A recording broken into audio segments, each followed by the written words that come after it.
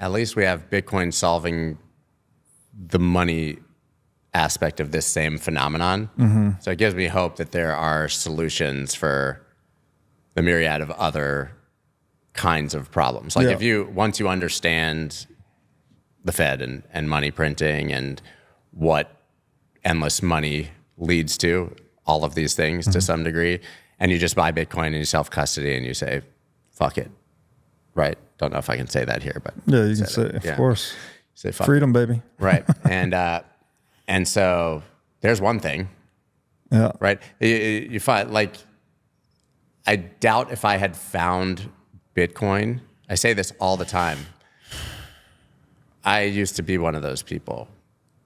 Like I fell for a lot of it over the years, you know, like we all have, I was deeply programmed. I virtue signaled, did it all, you know, and I, you know, was hardcore for my party and I only voted one way. And then eventually I registered unaffiliated, you know, and, well, eventually I was like, oh, but I'm very moderate. And then eventually I was like, no, I'm going to be independent. Then eventually I was like, I'm unaffiliated. There's left, right, center, and me, satellite. Yeah. You know, that's all because of doing the work on Bitcoin. For sure. 100%. Yeah. And I'm not saying that because we're on this podcast. That's because once you go down that rabbit hole, people love to say these Bitcoin guys are one issue voters. What assholes. It's not one issue. It's because it's symbolic of an deeper understanding of freedom and what it means, and an understanding of these corrupt and broken systems. So I think that we're having this conversation because we found Bitcoin, and that led us down all these other rabbit holes of understanding. And yes, maybe that can send you down some conspiracy theories and maybe even a lack of trust in things that you should trust. I don't know. But if we can find an equivalent to that, or get more people thinking in this manner, and that could simply be by buying this, I think it could solve a ton of problems. So, you know. Yeah, amen to that. And it's, same here. It definitely humbles you. I think just in going from a place where you thought you understood certain things to come to see, and often fundamental things, right? Like you mentioned voting. A lot of people think that is your civic duty. It's the way you fix the world. It's like vote harder, vote for the right person. Rock the vote, man. Go into the Bitcoin rabbit hole and you will probably end up in democracy is a scam or somewhere near that. And yeah, to go from one place to there, like that is a humbling experience. Something you took to be foundational, like your foundational civic duty, to now that's a scam. You know, we need something fundamentally different. That forces you to reevaluate what you thought you knew about, well, not only that, but what else don't you know that you didn't know? And that changes people, right? And that seems to be an inherently good thing, but also painful. Very painful, because you have to look at yourself in the mirror and be embarrassed by the formal versions of yourself.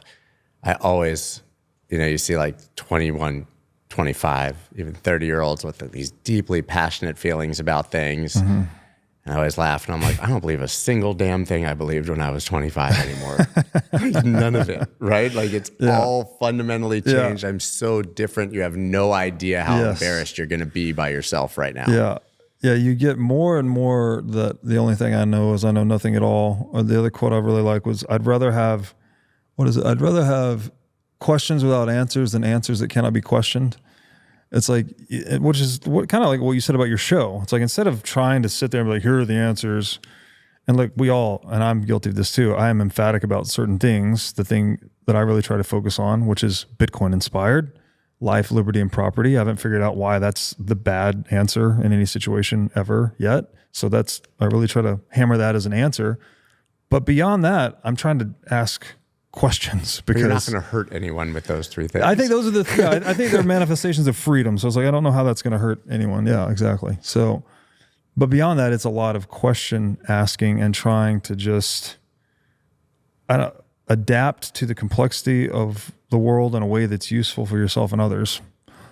It's interesting. The Bitcoin angle, I used to think of it religiously. I went down this deep sort of rabbit hole years ago, a lot of like Sam Harris and Richard Dawkins, you know, which I think a lot of Bitcoiners probably started there first too. So it's sort of the same.